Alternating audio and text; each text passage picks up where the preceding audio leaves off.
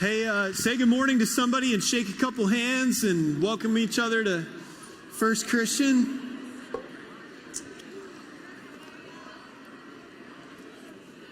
And then while you find your seat, I just want to welcome you also. My name is Jimmy, and I'm one of the pastors here at FCC, and it's so good to have you here. It's an honor to have you with us today. And if you're here for the first time or the first time in a long time, or you're just checking things out, or maybe new in the area looking for a church, or never been in a church before and thought you'd give it a try, whatever brings you here today, so glad you're here. And I may not know you, but I've been praying for you all week long and just praying that you get here, and that while you're here, not only would you meet some great people, but maybe God will say something to you today that you need to hear.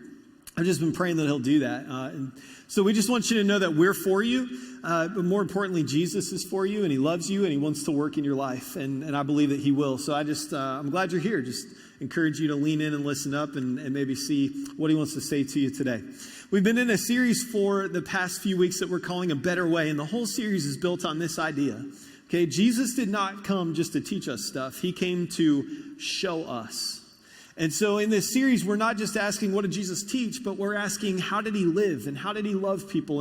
And what in his life teaches us a better way? And that's encouraging to me, guys, because listen, if it was left to me, if I was left to my own devices, I would find creative new ways to make a mess out of life every single day. Anybody relate to that? Anybody want to amen that? Like, we're not always great at getting it right, are we? But Jesus came to not only tell us what a better way looked like, but man, he came to show us. And so we're just taking a look and trying to find out, what is that, right? What is that better way? And I just want to say before we get into this any further, last week we talked about something that I think is really relevant in our world, and that is what's it look like to live an unrushed life? And man, if you're somebody like I tend to be this kind of person, I know a lot of people who are like this. So if this is you, somebody who's just always stressed and always at the end of your rope and always exhausted and just feeling like you don't have enough hours in the day, and you're thinking there's got to be a better way. You feel like you're missing out on life, right? Because things are just so fast-paced, or there's so much on your plate. I just want to challenge you, go back and catch up on last week's message, because Jesus, man, he doesn't want that to be your experience in life, and he had some important things to say and showed you what it looks like to live a better way in that area. So firstchristian.com/sermons, you can catch up on that. But today we're going to turn a little bit of a corner and talk about something different today, okay? So let me start out this morning just by thoroughly depressing you. Is that all right? I saw a study this week. I'll tell you what I mean. We'll get over it quickly, okay? I saw a study this week where they asked a bunch of people who were in like their early to mid 30s, one simple question: is there any area of your life where you're just not happy with how things are panning out? And 84% said yes, and I think the other 16 were lying. See, here's what I mean. Like, when we're starting out, and I think back to like when I was a kid or middle school or high school or, on from college. And I always had this idea of how my life would turn out. I had this like vision. I'm going to do this. I'm going to live by the beach that's a whole other thing. Okay. But like I had this whole vision, and Lake Erie's not a beach. I'm sorry if you're a Lake Erie person. We're talking the real, anyway. So I had this vision for how my life would turn out, and I can think back and I can see ways that it didn't turn out quite how I would have expected it to turn out. I can also see areas where I'm thankful that it didn't, because God's way is better than my way. Okay? But man, I think all of us in some way would be able to say there's some part of my life where I thought it was going to look like this and it looks like this instead. Okay, so 84% said not only has it not panned out the way I thought it would, but these 84% said something a little deeper than that. They said, whatever area of life that is, I'm just unfulfilled in that area of life. I'm unhappy, I'm unsatisfied, that's not what I want it to be, right? And so it got me thinking this week, why is that? Because it can't be talent, it can't be intelligence, it can't be looks or appearance or status, because like I know talented people who are miserable. I know smart people who are broke. I know people who are attractive in one way or another by worldly standards who are lonely and can't hold a relationship and don't have any friends. And, while you would think they're like a magnetic personality or people would be drawn to them, they're all alone in their life. So it can't be those things. So I thought, well, what is it? And this is what I came up with. This was my great revelation this week. I think it comes down to our decisions. I think it comes down to our decisions. And I would say this, okay? This is what I want you to process today as we talk for a few minutes. Your life is the sum total of all the small decisions that you make. Let me tell you what I mean.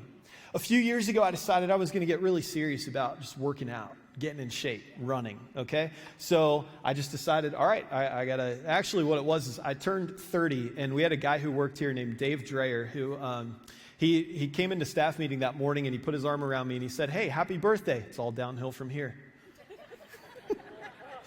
So I went home and evaluated a few things and I thought I should probably start working out. So anyway, I started running a couple miles every day. I started going to the gym. I started working out. Now, if you took a picture of me from the day that I made that decision and then you took a picture of me from the next morning when I woke up, you wouldn't see a whole lot of change, okay? But if you take a picture of me from the day I made that decision and then you went like fast forward to day 90, you would see some transformation. You would see a change. Now, here's why I tell you this, because your life is the sum total of all the small decisions you make. Your life may not be positively affected in some massive way by one big decision. I mean, it might be, but more often I think it's true that if we're faithful in little things and if we're consistent in little things, then over time transformation happens. And we see that written in Scripture. And that's a biblical principle. And so not only would I tell you this morning that your life is the sum total of all the small decisions that you make and faithfulness in those things is important, but I'd also tell you this, and if you're taking notes, write this down, okay? The quality of your decisions determines the quality of your life. So input that into any area of your life. If you want to be more financially stable, not living paycheck to paycheck, you want to stop regretting impulse buys all the time and feel like you're in control of that area of your life, well, it starts by starting to make smaller, wiser decisions faithfully over time, and eventually you'll see some change. If you want to be healthier, then it starts by just making some decisions and being faithful over time. You're not just going to go to the gym one time, work out so your arms won't move. You can't put shampoo in your hair in the shower anymore, right? Because your arms are like dead because you worked out so hard one time and then you go home and you got like beach body, right? It doesn't work that way. You got to be faithful little by little over time. It's true in your spiritual life too. If you want to be in a place where your connection with God is deep and rich and meaningful and where you are not just somebody who professes to have faith in Jesus and comes to church like a good Christian does and does all the right things, but somebody who is experiencing a connection with God, like if that's what you want, you can decide. But if that's what you want, it doesn't happen just by making one decision one day. It happens by being faithful over time in little things over and over and over and over again. That's what it means, guys, to be, you ready? A disciple. It means that step by step you walk with Jesus and you're faithful a little bit at a time over and over and over, all right? And that's what it's about. Now, here's the problem, okay? We tend to not be very good decision makers, do we? I mean, we eat more than we should. We spend more than we can afford. We say things that we instantly regret. We hurt the people that we love the most. We just tend to not be great decision makers. And so I'm like thinking this week, why are we so bad? Or I'll just speak for me. Like, why am I so bad at making decisions? Maybe you're great at it. I want to learn from you then. Let's go to coffee, okay? Well, why are we bad at making decisions? I think there are some reasons. Like, for one, I think we're overwhelmed with choices. I read this week that the average American will make 35,000 decisions every day. 35,000. Sociologists tell us there's something called decision fatigue that says that as the quantity of the decisions we have to make increases, the quality of the decisions. I cannot talk this morning. Oh my, hang on. Let's try this again. As the quantity of the decisions we make increases, the quality of those decisions decreases. Okay, so it's like this. You make wise financial choices for like 2 weeks. You sign on to Amazon and you impulse buy a bunch of junk. Right? You eat healthy You're working out, you're going for your walk, maybe a jog, maybe a run, whatever. You're like doing good, and then a cheat meal turns into a cheat day, turns into a cheat weekend. And you just go crazy, right?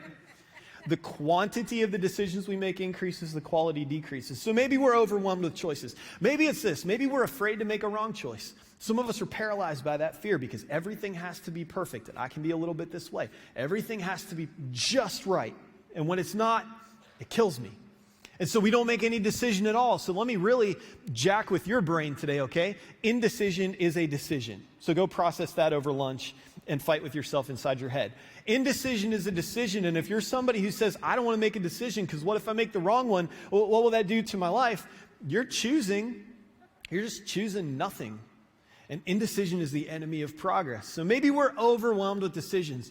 I also think this could be true for some of us. I think emotion can overrule logic. So like one part of your brain tells you to do one thing, but then the other side of your brain says, nope, we're going to do this, and you do that, right? Emotion tends to overrule logic. So parents, your kids do something that makes you angry. Logic says, I should be patient, I should be rational, I should be calm. Emotion says, I should yell at them, and so what do? More often than not, for most of us anyway, we yell at them, right? Let's talk about just temptations that come your way. One part of your brain says it's a bad idea. The other part of your brain says, you've had a long week, you deserve that. So you go for it, right? And emotion overrules logic. And what we tend to do is we make decisions with lasting consequences based on temporary emotions. And that's always a bad idea. Never pans out well. Okay? So here's the deal. If you're hearing me say this and you're like, man, okay, like, yeah, decisions. Maybe it's not one bad thing I did. Maybe it's like a series of just, not the wisest decisions that have got me into the place where I'm in today. But you're here because you're thinking there's got to be a better way. I have good news for you. There is a better way. Jesus didn't just tell us about it. He taught us and he showed us what it looks like. In fact, we see it in Luke chapter 19. If you have a Bible and you want to turn to Luke 19, and we're going to look at the first 10 verses. It's a story that many of you will recognize. Some of you will know it very well. If you've never heard this story, it's a good one. You're going to like it, okay? But this is what happens in Luke 19. And as you're turning there, I want you to reconsider a question that I asked you last week. It's a simple question, but I want to come back to it this week, okay? And it's just this. What if the enemy of the life you want to live is the life that you are choosing to live today? What if the thing that's keeping you from the life that you've envisioned or the life that you want or the life that you've dreamt of, from freedom from that addiction, from freedom from that anger, from freedom from, fill in the blank. What if it's the life that you're choosing to live every day? Because you are choosing. You can't choose everything that happens to you, but you have a say in a lot of it. And so what if the thing that's keeping you from that life that you want, from the life you were created for, is the life that you're choosing to live today? Think about that. Let's read this story. Luke 19, starting in verse 1. Jesus entered Jericho and was passing through. A man was there by the name of Zacchaeus. He was a chief tax collector and was wealthy. And he wanted to see who Jesus was, but because he was short, he couldn't see over the crowd. So he ran ahead and climbed a sycamore fig tree to see him, since Jesus was coming that way. When Jesus reached the spot, he looked up and said to him, Zacchaeus, come down immediately. I must stay at your house today. So he came down at once and welcomed him gladly. All the people saw this and began to mutter, he's gone to be the guest of a sinner. But Zacchaeus stood up and said to the Lord, look, Lord, here and now I give half of my possessions to the poor, and if I've cheated anybody out of anything, I will pay back 4 times the amount. And Jesus said to him, today salvation has come to this house, because this man too is a son of Abraham, for the Son of Man came to seek and save the lost. Okay, so let's break this down. Jesus is passing through Jericho on the way to Jerusalem. Like he's here, he's got to go here, Jerusalem's in the way, right? And so he's just passing through, and this was normal. Jesus did this all the time, and people knew it.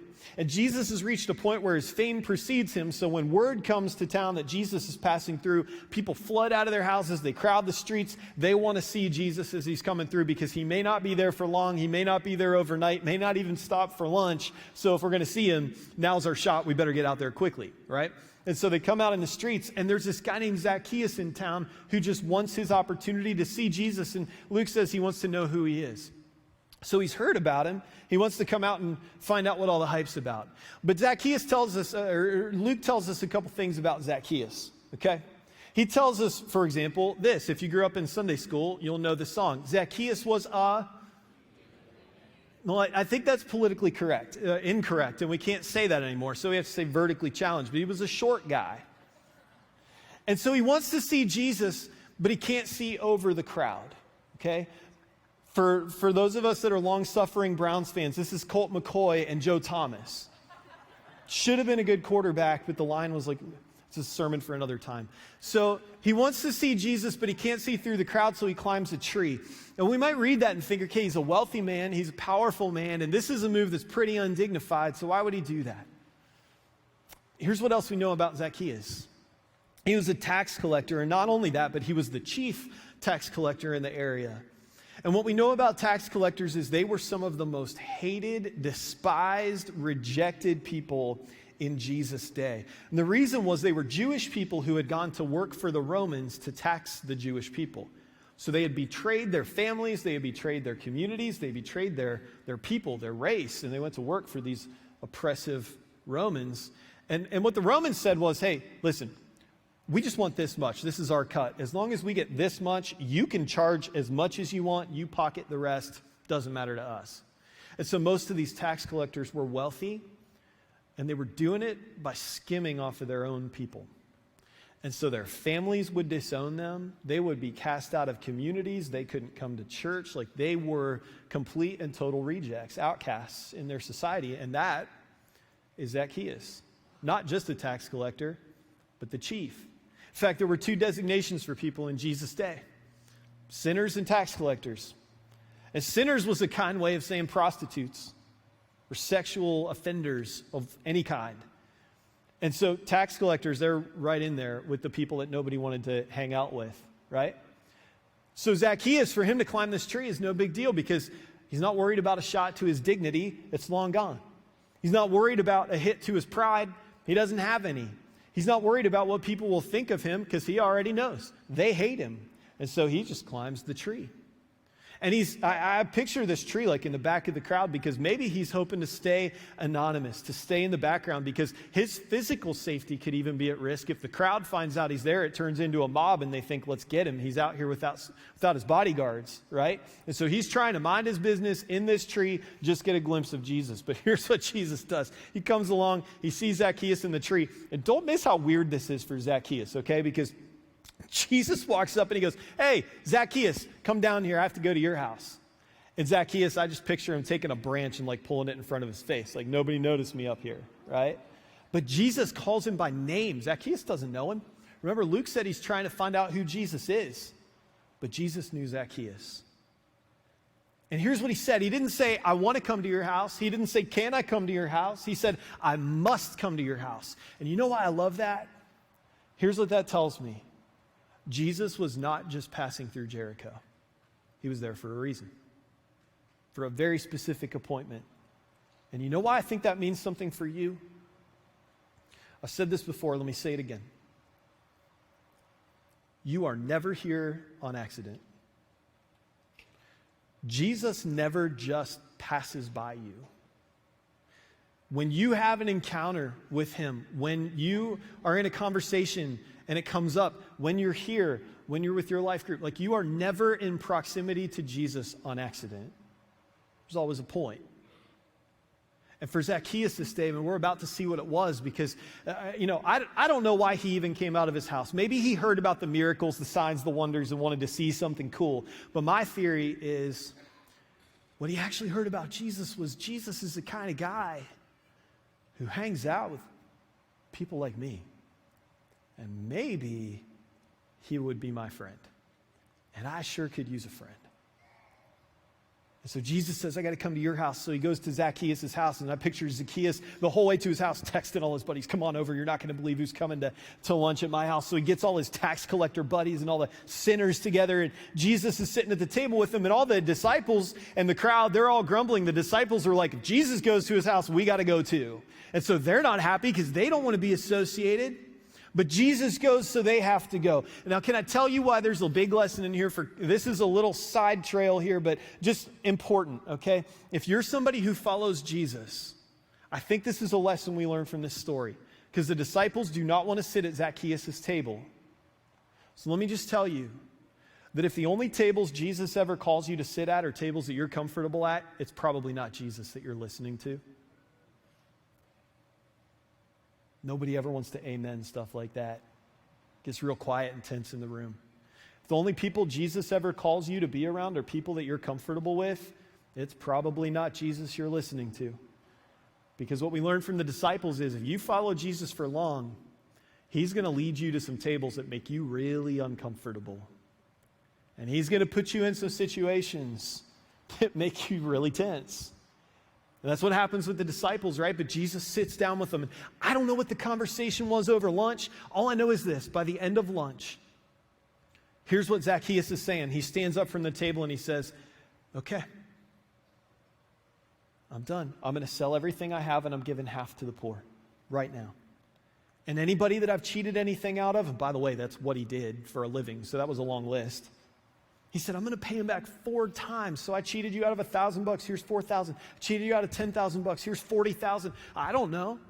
But he said, I'm going to give back 4 times as much. And this is what Jesus told him. And I love this. And Jesus says, today's salvation has come to this house because I've come to seek and save the lost. And you would think, man, is Zacchaeus offended by that? And the answer is no.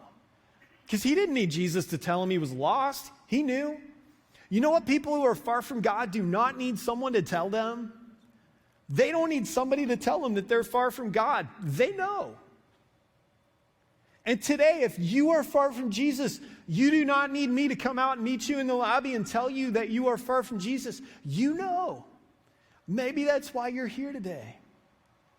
And I just want you to know, I'll say it one more time, you are not here on accident because maybe this is exactly the moment Jesus wanted you to be here for. Because he wants to sit at your table today. And he wants to welcome you.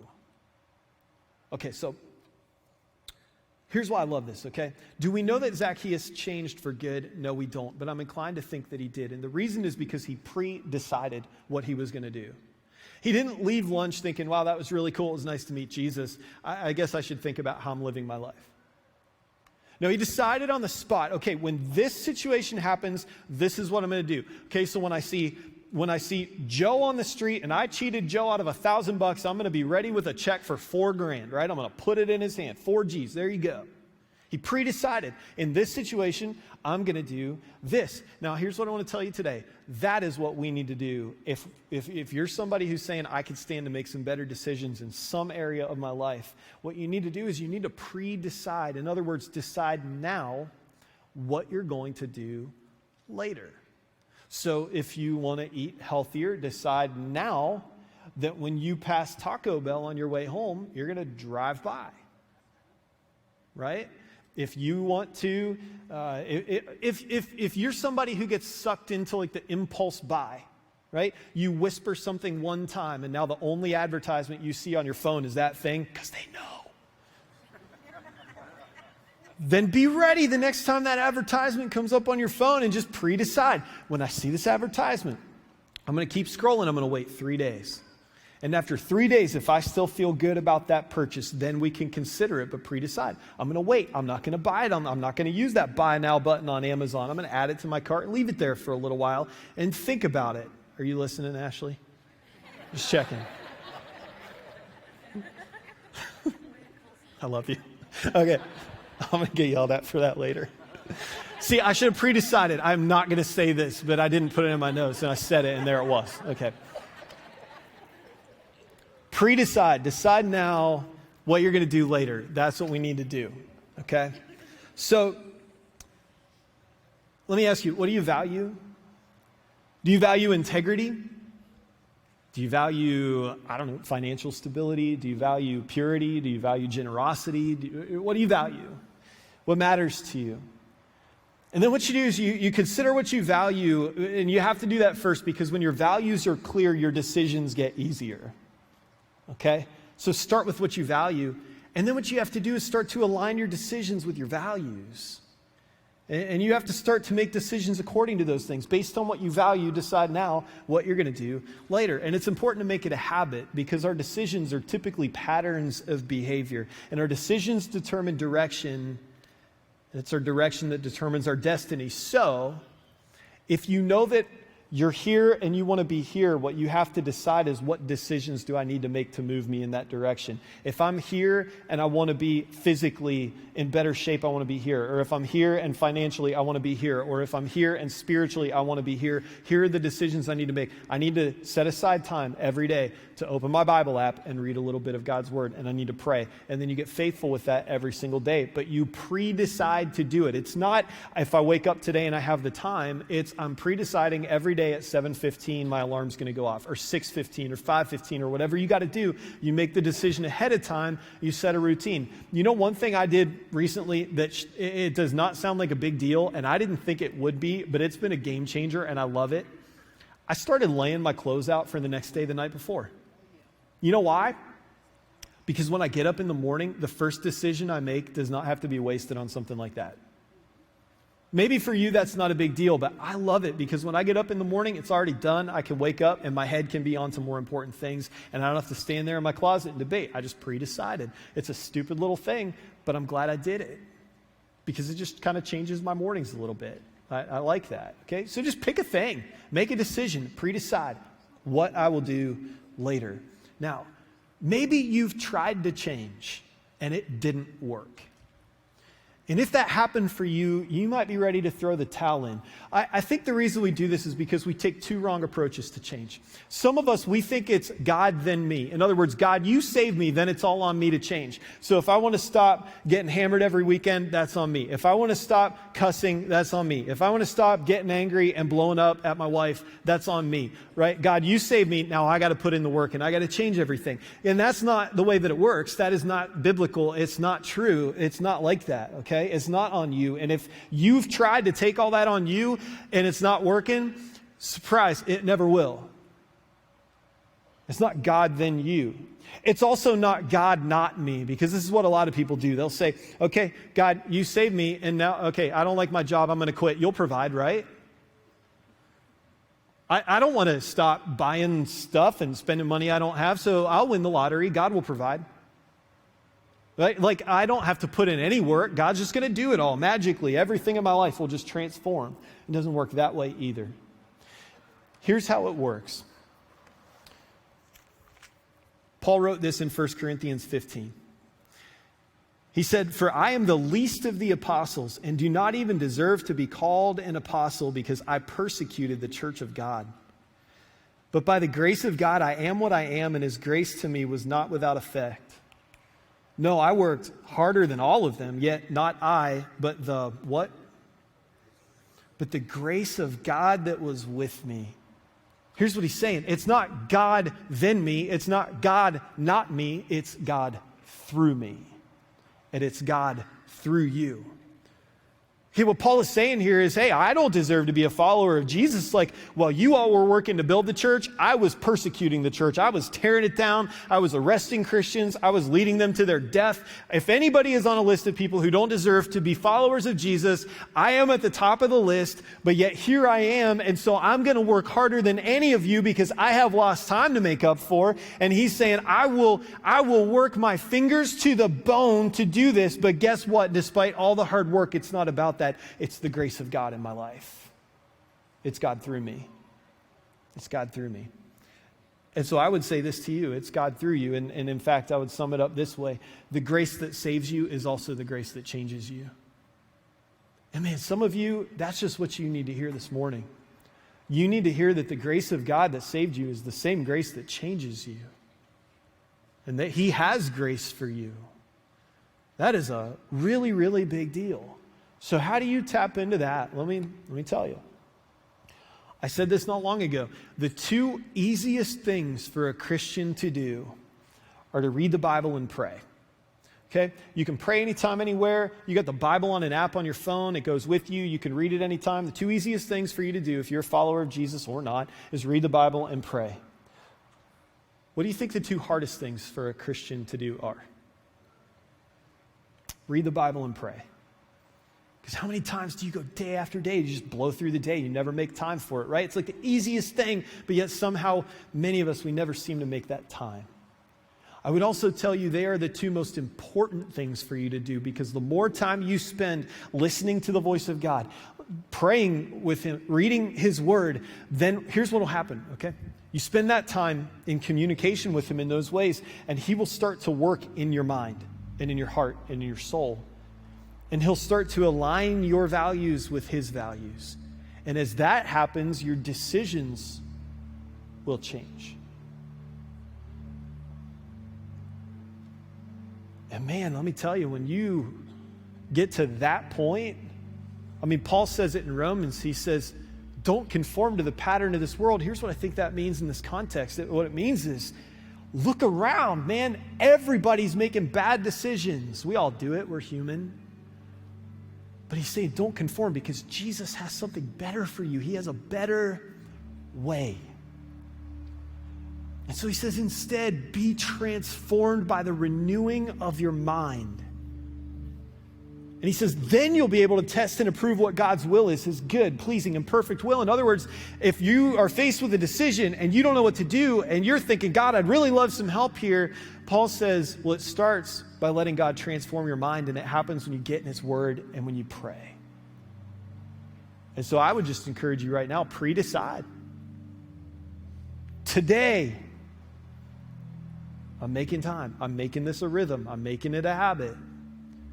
And guys, it's not about behavior modification, okay? Because you could change your behavior, but if your heart doesn't change, the behavior will just come back.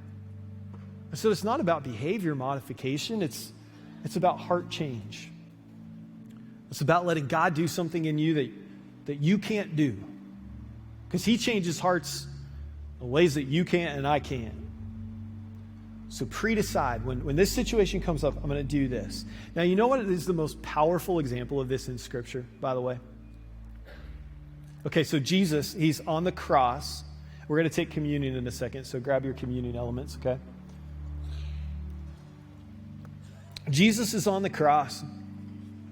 And here's what He could have done, okay? He's nailed to a tree. And without getting too gory in the description here, He just got beaten and flogged and whipped and spit on for 2 days. And so He's just barely recognizable, barely human. He's nailed to a tree. And you know what He could have done? He could have stopped the whole thing right there. He could have called some angels. They'd have come down with their swords. They'd have wiped everybody out. It would have been like a scene from a different Mel Gibson movie. It would have been awesome. Except for you and me. That would have been devastating for us. Because see, it was His death on the cross, and it was His resurrection from the tomb that give us the hope of life. It's because He defeated death. He broke the hold of death. And so He could have stopped the whole thing, but what it would have meant for us is no grace, no mercy, no forgiveness, no life. But you know what He did? A couple days before that, He's in this garden praying. And as He's praying, He says, God, if there's any other way, I'm listening. Because this weekend is not looking like fun. But then He said, but not my will, but yours be done. He pre-decided. So that in that moment on the cross when, gosh, I don't know about you, but I would have just been calling all those angels down. But He pre-decided, God, not my will, yours be done. I mean, he set the example. Guys, He showed us. He showed us. So here's what I want you to do as you take communion. Number one, we do this every Sunday because it's our time to remember what He did for us, okay? And so by all means, spend a moment saying thank you for that. And then do this. While you're holding the bread that represents His body that He gave for you and the juice that represents the blood that He shed for you, just say, God, would you give me the courage to pre-decide to make the right decisions in my life to get from where I am to where you've created me to be? Because you can't do it on your own strength, but with His strength, it's possible. So just ask Him to help you. Ask Him for strength and willpower from His Spirit to guide you. And just pray that prayer. God, just give me the strength to pre-decide I'll decide now what I'll do later. And here's what will happen. If you will do that, what you will find is that years from now, you won't be in a place where you'll be saying, I'm not happy with where my decisions have brought me. Very much to the contrary, you'll be saying, gosh, I'm so glad Jesus showed me a better way. Never knew it could be this good. Jesus, thank you so much that you've been an example for us. Thank you for your word where we get to read stories about how you did this, how other people did this. It modeled it for us. And I'm so thankful that you didn't come to be a God who just preached at us, but you lived every single day to show us a better way. So God, would you give us the courage? Would you give us the determination and the willpower and the focus or whatever we need to make wiser choices so that we don't have the pain in our lives that we suffer because of our bad decisions? God, give us wisdom from you through your Spirit to walk wisely, to walk with you. And God, our prayer is that as people see the transformation in our life, that they would lean in and ask, why? What's your better way? What's your secret? And that's our opportunity to say, let me tell you about Jesus. God, open those doors for us. And in the moments that we fail, in the moments when we come up short, I'm so thankful for your grace. Just like you showed to Zacchaeus, I'm thankful for your love when other people aren't so forgiving. And I'm thankful for the hope we have in Jesus of forgiveness and of a new start. So for people who need that today, God, I pray that they would find it in you. Thank you for your body that you gave for us. Thank you for your blood that you shed for us. Thank you for the cross and for the empty tomb. We love you and we pray this in Jesus' name. Amen. You can take a minute now and take the bread and the juice, and we'll sing one more song together.